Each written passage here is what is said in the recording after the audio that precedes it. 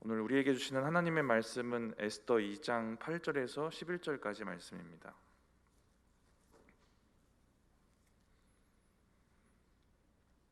에스더 2장 8절에서 11절까지 말씀 우리 한 목소리로 합독하도록 하겠습니다.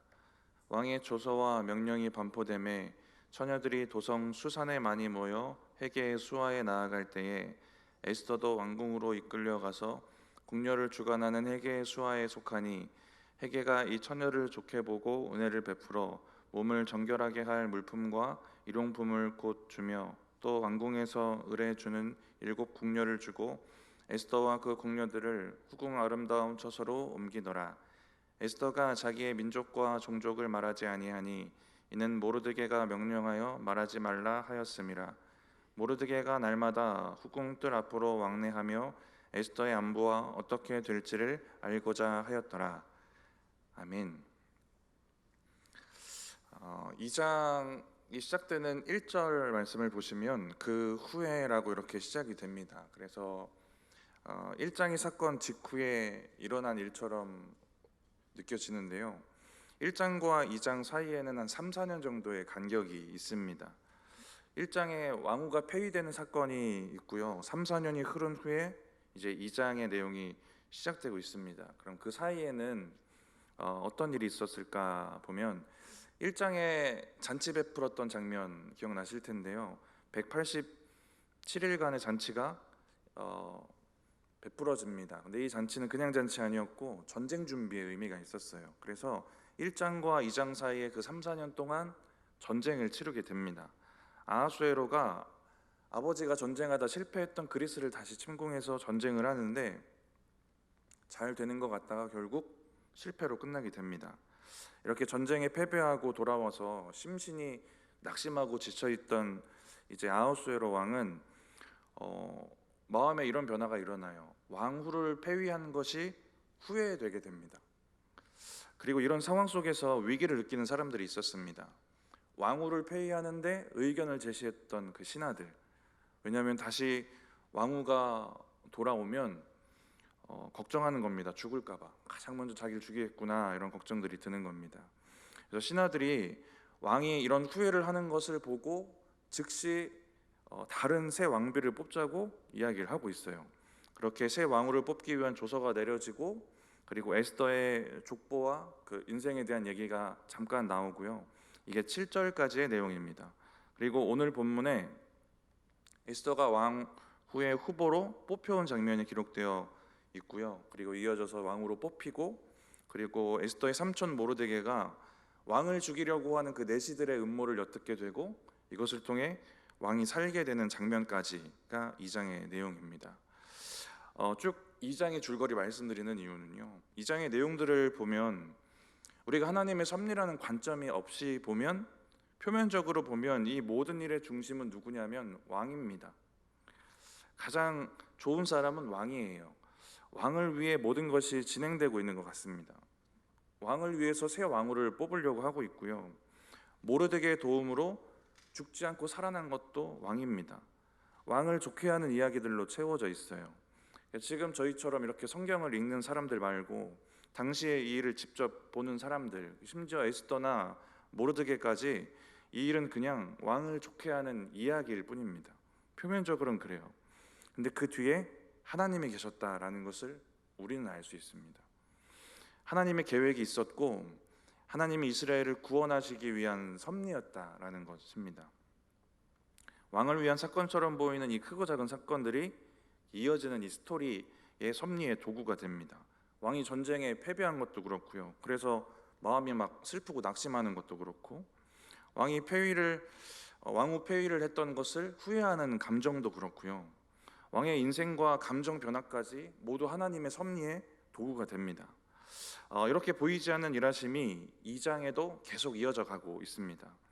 중요한 건 그런 하나님을 바라보는 우리의 신뢰예요. 왜냐하면 말씀드렸듯이 그냥 바라보면 그렇게 보이지 않을 수도 있으니까요. 그냥 왕을 좋게 하는 일처럼 보일 수도 있기 때문에 그렇습니다. 근데 우리가 믿음의 눈으로 바라보면 그 뒤에 일하시는 하나님이 분명히 있다라는 것을 알 수 있습니다. 그래서 우리가 그렇게 섭리하시고 일하시는 하나님을 잘 신뢰하는 것이 중요한 일이 될 것입니다.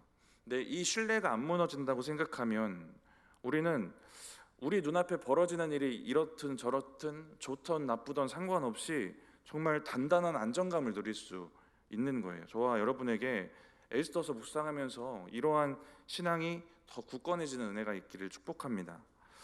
2장은 에스더와 모르드게를 소개하고 있어요. 에스더와 모르드게의 인생에 대한 그 정보도 제공합니다. 족보도 얘기하지만 어떤 인생 살았는지도 엿볼 수 있어요. 에스더는 부모님이 없는 고아였고 삼촌 모르드게의 딸로 자라게 됩니다. 평탄치 않은 인생을 살게 돼요. 포로로 잡혀온 민족으로 살면서 부모도 없었고 삼촌 손에 자라게 됩니다. 그리고 이제 왕의 후보로 오게 돼요. 오늘 본문 8절 말씀 우리 같이 한번 읽어보겠습니다. 왕의 조서와 명령이 반포됨에 처녀들이 도성 수산에 많이 모여 헤게의 수하에 나아갈 때에 에스더도 왕궁으로 이끌려가서 궁녀를 주관하는 헤게의 수하에 속하니, 새 왕비를 뽑는다는 조서가 내려지고 이 후보들이 모여들게 됩니다. 그 중에 한 명이 에스더였고요. 이 일을 담당하던 사람이 이 본문에 나오는 헤게라는 사람입니다. 근데 왕후가 된다는 게 이들에게 어떤 의미였을까를 생각해 보면 좋았을까요? 왕후가 되면 잘 먹고 잘 사는 거니까 좋았겠구나라는 면도 있겠지만 이게 마냥 좋은 일이었을까를 생각해 볼 수 있는데요. 왕후 후보들이 감수해야 될 위험들이 있습니다. 1장에 보았던 것처럼 아하수에로 왕은 폭군입니다. 감정 조절이 잘 안 되는 것 같고요. 이런 소문 들었을 것 같아요. 왕후가 납득하기 어려운 이유로 폐위된 사건도 당연히 알고 있었을 것입니다. 그리고 14절을 보면 모든 왕후 후보들이 왕과 한 번씩 동침을 합니다. 그리고 뽑히지 않은 사람은 어떻게 되냐면 집에 돌아가는 것 아니고요, 그 궁에 갇혀서 평생 살아야 됩니다. 이런 위험도 감수해야 돼요. 그리고 유대인은 당시에 환영받지 못했던 위치에 있었어요. 그러면 에스더는 이런 부분도 감수해야 되는 겁니다. 8절에 이끌려가서라는 단어의 그 원어를 이 문맥에 맞춰서 잘 해석해 보면 강제적인 의미가 있거든요. 강제적으로 뽑혀갔다라는 의미에 가깝습니다. 근데 이런 의미를 좀 확대해서 명확하게 이제 번역해 놓은 번역이 있는데요. 유대인들이 구약 성경을 아람어로 번역한 탈군 번역이라는 게 있거든요. 거기에 번역된 에스더에서는 이런 내용이 추가되어 있습니다. 이런 내용이거든요. 모르드게가 왕후 후보를 뽑는다는 얘기를 듣고 에스더를 침실 벽장에 숨기게 됩니다. 그런데 에스더의 미모 때문에 이미 소문이 다 나 있었나 봐요. 그래서 숨어 있으니까 왕의 관리들이 찾지 못하고 돌아가서 내가 이런 소문을 들었는데 찾지 못했습니다라고 얘기했더니 왕이 관리에게 새로운 조서를 줘요. 피하지 않고 숨어 있다가 걸리면 죽을 것이다, 뭐 이런 내용이래요. 이런 내용의 조서를 추가로 내립니다. 그리고 모르드게가 이 소식을 들었고 두려움이 생겼고 어쩔 수 없이 에스더를 사람들에게 공개했다, 데려왔다, 이런 내용이 삽입되어 있다고 해요. 에스더가 어쩔 수 없이 강제로 왕궁에 끌려갔다라는 것을 강조하는 겁니다.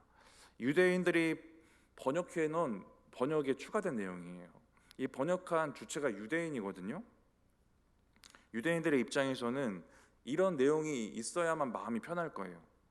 왜 그러냐면 하나님의 섭리의 주인공인 에스더를 좋게 포장해야 되기 때문에 그렇습니다. 포장을 해야 돼요. 근데 우리는 이미 좋은 사람으로 알고 있잖아요. 에스더가 지금 하려는 행동 자체에 우리가 집중해 보면 에스더는 지금 뭐 하는 거냐면 이방 사람이랑 결혼하는 겁니다. 죄 짓는 거죠. 그러니까 이게 자발성이 있었는지 강제성이 있었는지 이건 엄청난 이슈가 될 수 있는 거예요. 특히 유대인들에게. 또 신학자의 해석도 그래서 양분돼 있습니다. 에스더가 강제로 끌려갔다, 아니다, 자원해서 갔다, 이 두 가지 얘기들이 다 있어요. 자발성이 있다고 생각하면 에스더의 신앙이 부정적으로 생각되지는 거고요.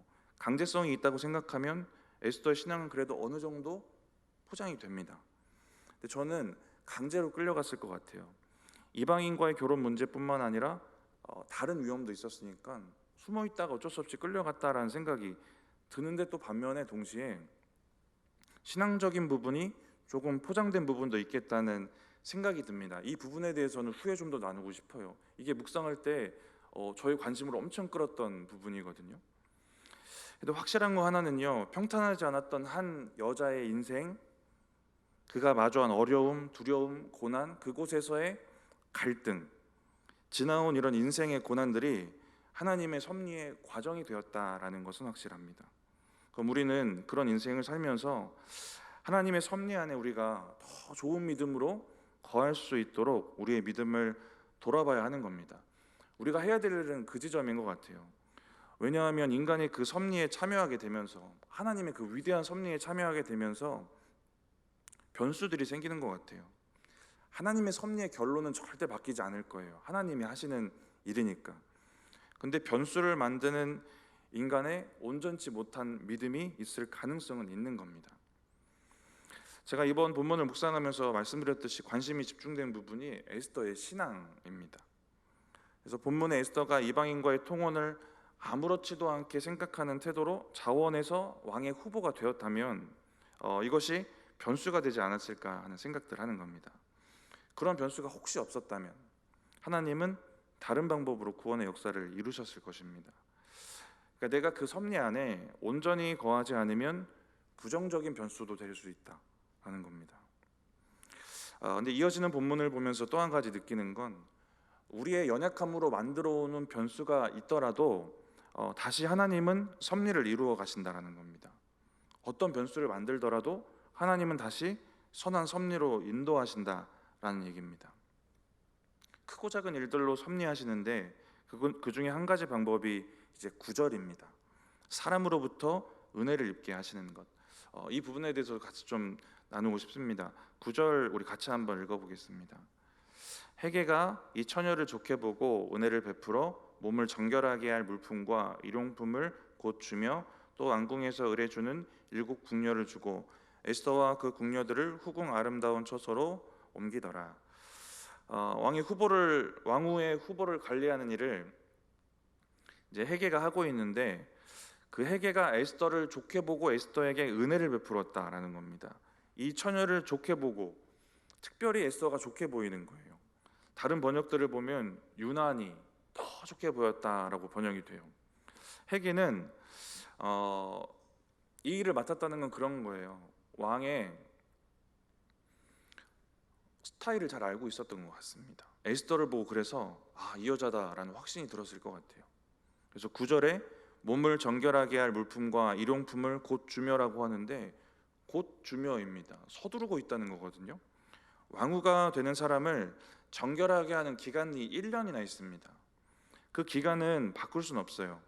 근데 헤게가 서두르면 그 기간이 시작되는 시간은 앞당길 수 있는 겁니다. 그 기간이 빨리 진행되도록 하는 거예요. 그만큼 확신이 있는 겁니다. 그래서 9절에 또 의뢰주는 7 궁녀를 주고라고 하는데, 의뢰주다라고 해서 당연 주는 것이다 라고 생각할 수 있는데요, 특별히 준비해 놓은 시녀를 특별히 주는 장면입니다. 그래서 다른 번역들을 보면 이렇게 번역이 돼요. 궁궐에서 뽑아놓은 7 시녀를 그녀에게 주었다. 또 다른 번역은 또 궁궐에서 시녀 7명을 골라서 주었다. 또 다른 번역은 가장 좋은 궁에서 지내게 하고, 특별한 은혜를 베푸는 겁니다. 궁궐에서 시녀 7을 골라서 그를 시중들게 하였다라는 번역입니다. 헤게가 유난히 에스더를 좋게 봐서 특별히 은혜를 베풀고 있는 겁니다. 헤게가 유난히 에스더를 좋게 보았고요. 15절 말씀을 보면 별로 꾸미지 않았는데도 사람의 눈에 사랑스럽게 보여집니다. 17절에 왕에게도 그렇게 보여지고요. 헤게의 눈, 모든 사람의 눈, 왕의 눈을 통해서 유난히 특별히 좋게 보이게 하시는 은혜도 있었던 겁니다. 분명히 미모도 있었겠죠.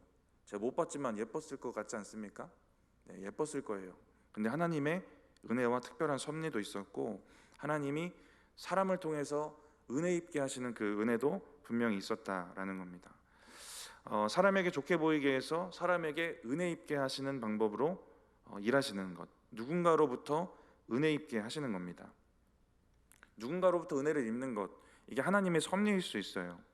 근데 그 반대의 상황도 있습니다. 내가 누군가에게 은혜를 베푸는 것도 하나님의 섭리의 과정이 될 수가 있습니다. 근데 그 장면이 2장 뒷부분에 이어지는 내용인데요. 모르드게가 왕을 죽이려는 음모를 엿듣고 왕을 살리게 되는 이 장면입니다. 이것이 이스라엘을 구원하는 구원의 그 섭리의 도구가 돼요. 이렇게 모르드게가 왕에게 베푼 이 은혜가 섭리의 도구가 됩니다. 하나님이 사람을 통해서 우리가 은혜 입게 하신다는 것, 우리가 이 부분에 대해서 너무 좋게 듣습니다. 그래서 이런 은혜가 우리의 인생에도 있기를 사모해요. 근데 우리가 누군가에게 은혜를 베푸는 부분이 하나님의 뜻이고 하나님의 섭리의 도구가 될 수 있다. 이만큼 우리가 확장해서 생각하지는 못할 때가 많습니다. 그래서 하나님으로부터 은혜 받는 것에 대해서는 우리가 또 당연하게 여기는 마음이 있지만 받은 은혜를 베푸는 것에 대해서는 당연하지 못할 때도 많이 생기는 거예요. 결국 중요한 순간에 은혜 베푸는 사람이 되어야 되는데 그렇지 못할 경우들이 생깁니다. 그러면 이 또한 하나님의 섭리를 이뤄가는 과정에서 변수가 될 수도 있다라는 생각하는 겁니다. 만약에 모르드게가 그러지 않았다면이란 변수를 생각해 볼 수 있는 거예요. 먼저는 사람을 통해 은혜를 입게 하시는 하나님의 역사를 경험하시는 그런 경험을 할 만한, 은혜 입을 만한 사람이 되셨으면 좋겠습니다. 은혜 받을 만한 사람이 되는 것. 출애굽기 33장 19절 말씀인데요. 이 말씀을 로마서에서 인용하는데요. 로마서 9장 15, 16절인데 같이 한번 읽어보겠습니다. 모세에게 이르시되 내가 긍휼히 여길 자를 긍휼히 여기고 불쌍히 여길 자를 불쌍히 여기리라 하셨으니 그런즉 원하는 자로 말미암음도 아니요 다른 박질하는 자로 말미암음도 아니요 오직 긍휼히 여기시는 하나님으로 말미암음이니라. 긍휼히 여기실 만한, 불쌍히 여기실 만한 사람이 돼야 되는 겁니다. 근데 이것이 인간의 노력, 다름질하거나 노력해서 되는 것이 아니라 은혜 받을 만한 사람 되어야 된다는 겁니다. 에스더의 신앙이 저는 완벽하지 않았다고 생각해요. 그래서 통혼의 문제가 큰 걸림이 아니었을 수도 있겠다는 생각이 듭니다. 근데 평탄하지 않았던 그 인생의 여정 가운데 하나님이 보셨던 에스더의 신앙 가운데 좋게 보시는 부분이 있지 않았을까 하는 생각도 들어요. 그래서 하나님이 에스더라는 인물을 고르셨고 에스더에게 긍휼을 베푸시고 은혜 입는 자가 되게 하셨다라는 겁니다. 저와 여러분의 인생도 신앙도 늘 괜찮지는 않습니다. 근데 우리도 은혜 입을 만한, 하나님의 은혜를 입을 만한 사람이 되도록 그 은혜를 더 사모하면서 살아야 할 것입니다. 두 번째는 은혜를 베푸는 사람이 되는 것인데요. 매일 우리에게 주어지는 은혜도 있고 이미 받은 은혜도 있고요. 너무 넘치는 은혜가 우리에게 있습니다. 그러면 이 은혜를 누군가에게 베풀어야 되는 건 너무 당연한 거예요. 은혜를 받은 사람이라서 은혜를 베풀어야 됩니다. 이거 너무나 당연한 얘기이고 너무 잘 알고 있습니다. 에베소서 4장 말씀을 보면 28절부터 32절에 이런 일을 하래요. 새 사람 입었으니까 구제도 하고 선한 일도 하고 선한 말로 은혜를 입히는 자가 되고 친절하고 긍휼하고 용서하라고 하십니다. 그렇게 은혜를 베푸는 사람이 되라고 이야기를 하세요. 은혜 베푸는 사람에게 주시는 은혜가 또 있기 때문이 아닐까 생각이 드는데요. 은혜를 베푸는 사람에게 그 주시는 은혜를 받기 위해서 은혜 베푸는 사람이 준비되어져야 될 마음이 있다면 요 한 가지를 나누고 싶은데 되받기를 바라는 마음이 없이 베푸는 마음입니다. 대가를 바라지 않고 은혜를 베푸는 것. 우리는 약간의 대가라도 원하거든요. 뭐냐면 누구 도와주면 그 도와준 것만큼 받지 못하더라도 고마워라도 했으면 좋겠다라는 마음 품지 않습니까? 저는 이 영역까지도 대가의 영역이다라는 생각이 들어요. 대가를 바라지 않고 은혜 베푸는 것을 하나님도 기뻐하세요. 그래서 하나님은 은혜를 되갚기에 어려운 사람들에게 그 은혜를 베푸는 것을 기뻐하십니다. 누가복음 14장 12절 13절인데요. 같이 한번 읽어보겠습니다. 누가복음 14장 12, 13절입니다. 또 자기를 청한 자에게 이르시되 내가 점심이나 저녁이나 베풀거든 벗이나 형제나 친척이나 부한 이웃을 청하지 말라. 두렵건대 그 사람들이 너를 도로 청하여 내게 가품이 될까 하노라. 잔치를 베풀거든 차라리 가난한 자들과 몸 불편한 자들과 저는 자들과 맹인들을 청하라. 내가 베푸는 은혜를 되갚을 수 없을 만한 사람에게 은혜를 베풀라는 겁니다. 이 얘기는 되받을 거 생각하지 말라는 얘기잖아요. 대가를 생각하지 말고 은혜를 베풀라는 겁니다. 근데 우리가 하나님이 우리에게 베푸신 은혜를 되받기 원하셨다면 우리는 어떻게 됐을까를 또 상상해 볼 수 있는 겁니다. 우리도 대가 없이 받은 은혜를 대가 없이 베풀면서 살아야 하는 것은 너무 당연합니다. 근데 이렇게 살면 그냥 이렇게 끝나는 건 또 아니에요. 그렇게 대가를 바라지 않고 베푼 것을 하나님이 갚아주신다라는 얘기도 있습니다. 누가복음 이어지는 말씀인데요. 누가복음 14장 14절입니다. 우리 같이 한번 읽어보겠습니다. 그리하면 그들이 갚을 것이 없으므로 내게 복이 되리니 이는 의인들의 부활 시에 내가 갚음을 받겠음이라 하시더라. 갚아주신다는 얘기입니다. 이렇게 하나님 앞에 은혜 받을 사람이 되시기 바랍니다. 그래서 사람으로부터 은혜 입게 하시는 또 은혜도 누리시고 하나님의 그 섭리 안에 또 거하셨으면 좋겠고요. 또 누군가에게 은혜 베푸시는 사람이 되셔서 그것도 하나님의 섭리 가운데 거하시는 겁니다. 그러한 삶을 살아내시는 저와 여러분들 되시기 바랍니다. 우리 11절 말씀 이어서 같이 한번 읽어보겠습니다. 오늘 본문 11절입니다. 모르드게가 날마다 후궁들 앞으로 왕래하며 에스더의 안부와 어떻게 될지를 알고자 하였더라. 11절이 문맥상 조금 어색할 수도 있어요. 10절까지는 왕후를 뽑는 사건에 집중해서 이야기가 전개가 됩니다. 근데 11절에는 모르드게의 행동에 조금 초점을 두고 있어요. 그러다가 내일 본문 12절에 보시면 다시 왕후를 뽑는 일에 대한 얘기가 이어져요. 11절이 없으면 왕후 뽑는 이야기가 더 자연스럽게 흘러가게 됩니다. 근데 11절이 그냥 있진 않겠죠. 이것이 어떻게 하나님의 섭리의 도구가 되는지 우리에게 알게 하려는 의도가 있습니다. 모르드게의 행동이 한 가지 기록되어 있는데요. 11절에 보니까 날마다 후궁들 앞으로 가서 에스더의 안부도 묻고 어떻게 될지를 자꾸 궁금해하는 겁니다. 모르드게의 이 행동 자체는 무슨 행동이냐면 딸처럼 키운 에스더를 걱정하는 마음이 있었을 것입니다. 근데 이것이 그 내시들이 음모를 꾸미는 것을 알게 되는 통로가 됩니다. 그리고 이것은 민족의 멸절위기를 이겨내는 중요한 역할을 하게 돼요. 근데 모르드게가 여기까지 계산한 건 아니다라는 거죠. 모르드게가 이런 뒷이야기를 절대 모르고 한 일입니다. 모르드게는 그냥 믿음 안에서 가진 좋은 태도 중에 하나, 그냥 성품 중에 하나대로 그냥 산 거예요. 그래서 앞서 보았던 2장의 앞부분에 에스더를 입양해서 키우는 것도 그냥 그의 신앙이고 성품입니다. 그대로 살아간 거예요. 이렇게 11절처럼 또 사랑의 수고를 또 하게 되는 겁니다. 그 신앙의 성품과 그 신앙처럼. 근데 이것이 하나님의 섭리의 도구가 된다라는 것입니다. 그러니까 우리에게 주어지는 하루하루에 우리가 더 큰 의미를 두고 살아야 돼요. 우리가 하루하루를 잘 살자 했을 때 하나님의 말씀대로 살아야 되니까 이 정도 의식은 다 있거든요. 근데 이 에스더서를 보면서 우리가 더 깊게 생각이 되어지는 건 이게 섭리의 도구가 될 수도 있겠구나, 하나님의 계획의 일부일 수도 있겠구나라는 생각들을 하게 되는 겁니다. 저와 여러분이 하나님 앞에 선하게 살아가는 한순간 이 한순간들이 나중에 어떤 도구가 되어서 하나님의 섭리를 이루어갈지 모르는 것이다라는 겁니다. 근데 앞서 말씀드린 것처럼 우리의 삶을 잘 살아내지 못할 때 그 섭리의 도구가 되는 것 아니고 변수가 되는 인생이 될 수도 있다라는 겁니다. 하나님 앞에서 하루하루를 그 믿음 안에서 잘 살아내셨으면 좋겠습니다. 그러한 삶이 모여서 하나님께도 우리가 은혜 입는 자 되는 것이고 또 섭리의 또 온전한 도구도 되는 것인 줄 믿습니다. 우리 10절 말씀 같이 한번 읽어보겠습니다. 본문 10절 말씀입니다. 에스더가 자기의 민족과 종족을 말하지 아니하니 이는 모르드게가 명령하여 말하지 말라 하였음이라. 앞서 말씀드렸지만 제가 이번 본문 묵상하면서 관심이 집중됐던 부분이 에스더의 신앙이에요. 묵상하면서 예전부터 늘 불편했던 부분이 떠올랐어요.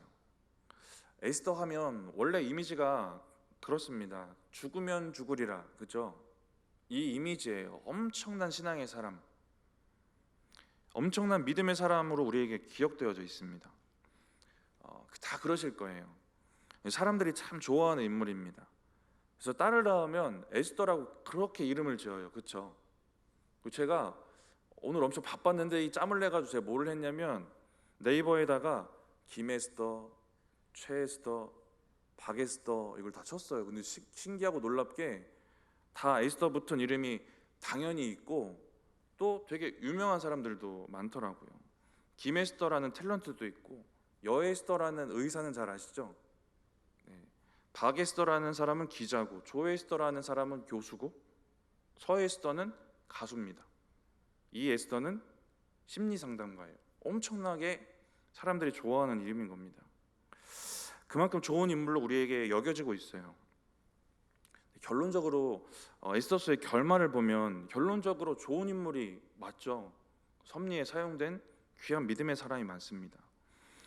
제가 불편했던 그 포인트는 뭐냐면 그렇다고 신앙적으로 연약했던 부분까지 포장될 수는 없는 것 아닌가 하는 생각입니다.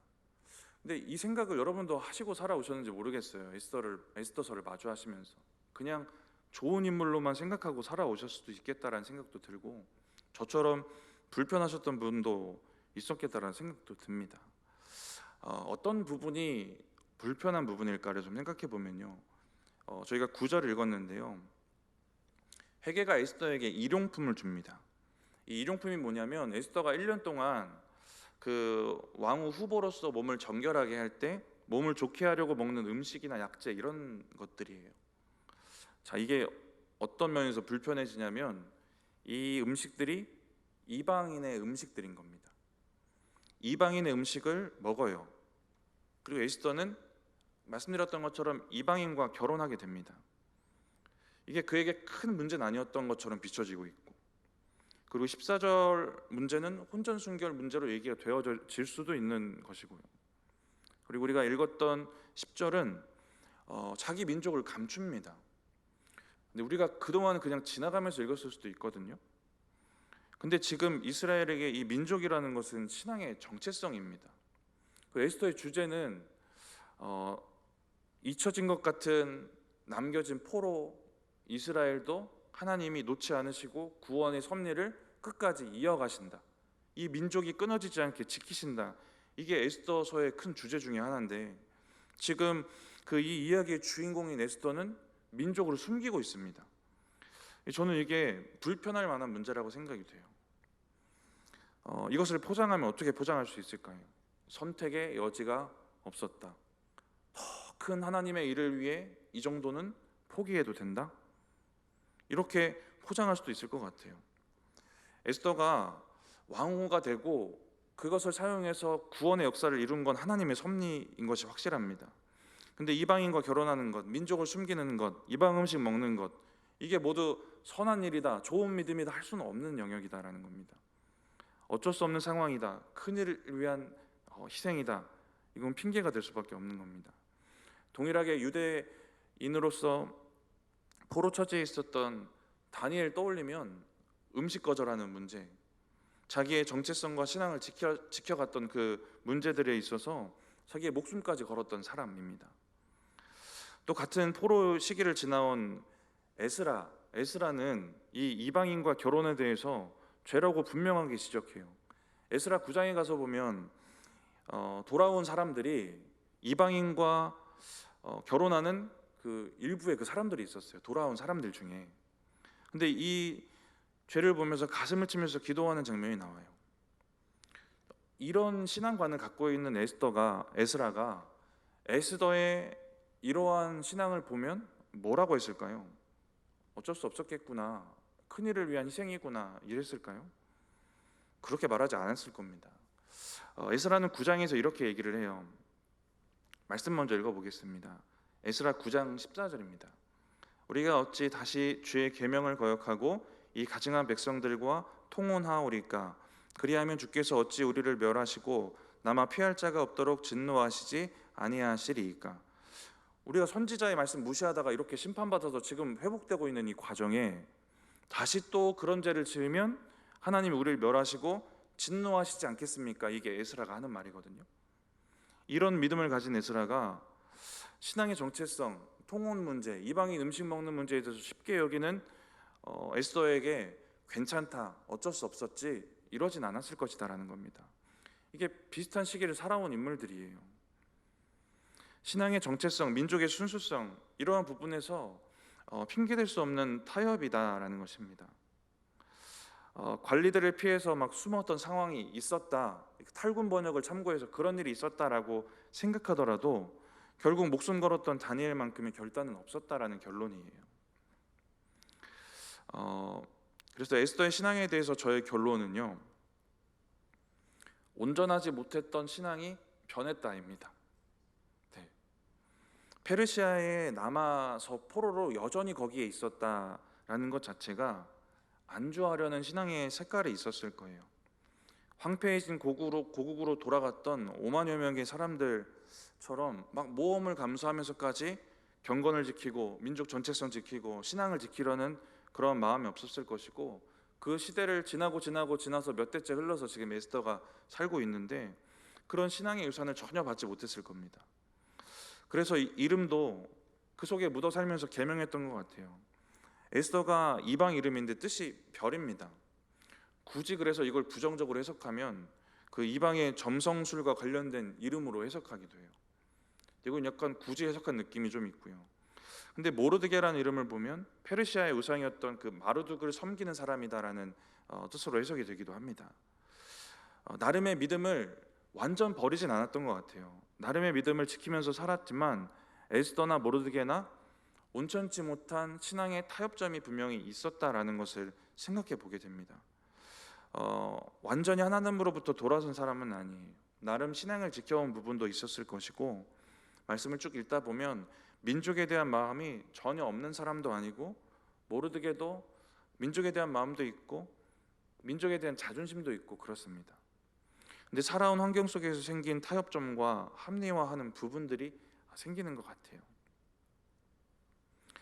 그래서 결국은 우리가 알고 있는 좋은 신앙의 모양으로 결국 변하는 것인데요, 그런데 그 신앙이 그렇게 변하기까지 에스더에게 어떤 심경의 변화가 있었을까 또 생각해 봤습니다. 이것은 이제 저의 드라마일 수도 있는데 회개의 순간이 있었을 것 같습니다. 왕비가 되기까지 하나님이 섭리하시고 역사하시는 걸 경험해 가면서 하나님의 역사도 보았겠지만 반면에 자기 신앙의 모습도 보았을 것 같아요. 은혜를 베푸시고 섭리하신 하나님을 경험하면서 그 가운데 불온전한 모습으로 있었던 자기의 신앙도 보았을 것 같습니다. 그런데도 자꾸 선한 것으로 섭리를 바꿔가시고 섭리해 가시는 하나님을 보면서 마음이 어땠을까? 부끄럽지 않았을까 하는 생각이 듭니다. 그래서 회개했을 것 같아요. 그래서 에스더가 보여주는 신앙의 부족한 면을 절대 옹호할 수는 없을 것 같아요. 그런데 추측해 보는 것은 그런 겁니다. 이런 섭리를 경험해 가면서 이들은 모르드게와 에스더, 이들은 자기의 신앙을 돌아봤을 것 같아요. 후회도 했을 것이고 회개도 했을 겁니다. 그래서 그렇게 민족을 숨기던 자가 민족을 위해 죽으려는 자들이 되는 겁니다. 하나님은 선하지 않은 것, 인간이 만든 변수까지도 선하게 바꾸셔서 구원의 섭리를 이루신다. 이 결론은 명확합니다. 반복해서 그래서 말씀드리지만 내가 하나님의 섭리 안에 살고 있다는 믿음이 있다고 그냥 안심하면서 그 평안만 누리면 되는 것 아니고, 내가 그 섭리 안에 더 온전한 모습으로 거해야지, 이러한 믿음의 도전이 저와 여러분에게 필요한 것입니다. 그래야 섭리의 도구가 되는 것이고 섭리의 변수가 되지 않는 것입니다. 모르드게도 사장에 보면 이 부분에 대해서 알고 있었던 것 같아요. 제가 설명드리는 섭리의 변수가 되는 것, 도구가 되는 것, 이 영역을 알고 있었던 것 같아요. 그래서 에스더 4장에 민족 멸절의 그 위기에서 에스더에게 도움을 청합니다. 근데 에스더가 두려워가지고 망설여요. 그때 모르드게가 했던 말입니다.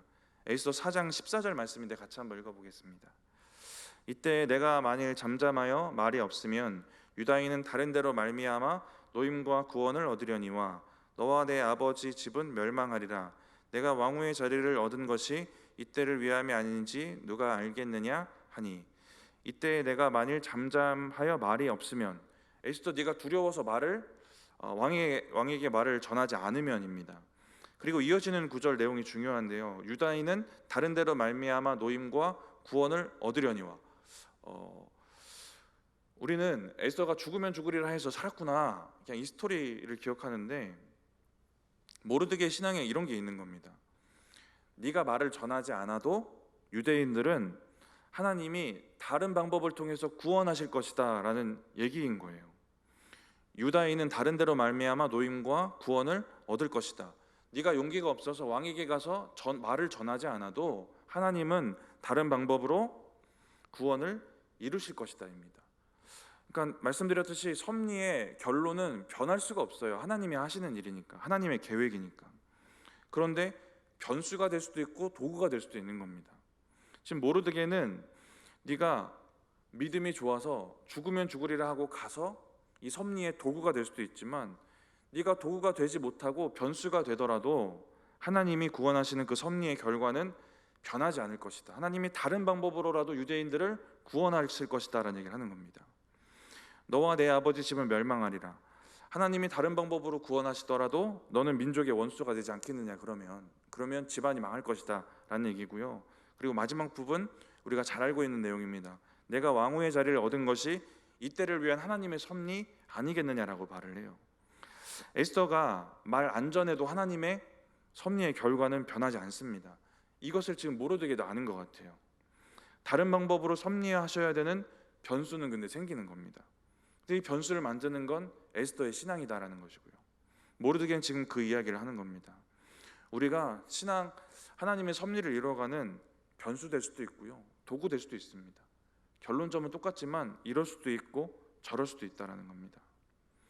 잠깐 10절로 돌아가서 에스더와 모르드게가 10절처럼 안 했다면 그때 역사하시는 하나님은 또 달랐을 거예요. 하나님이 왕의 마음을 괜찮게 해서 유대인이든 아니든 이게 상관없이 하셨을 수도 있는 겁니다. 이렇게 변수를 만드는 우리의 신앙이 될 수도 있고요, 아니면 그 섭리의 도구가 되어질 수도 있다라는 것들을 우리가 기억하면서 우리에게 주어진 하루하루를 잘 살아내시는 은혜가 있기를 바랍니다.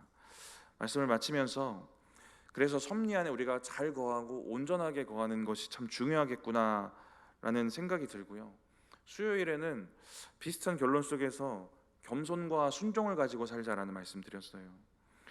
오늘은 저희 드라마가 좀 포함되어 있긴 하지만 타협과 합리화를 우리가 회개하면서 주님 앞에 더 온전히 섰으면 좋겠습니다.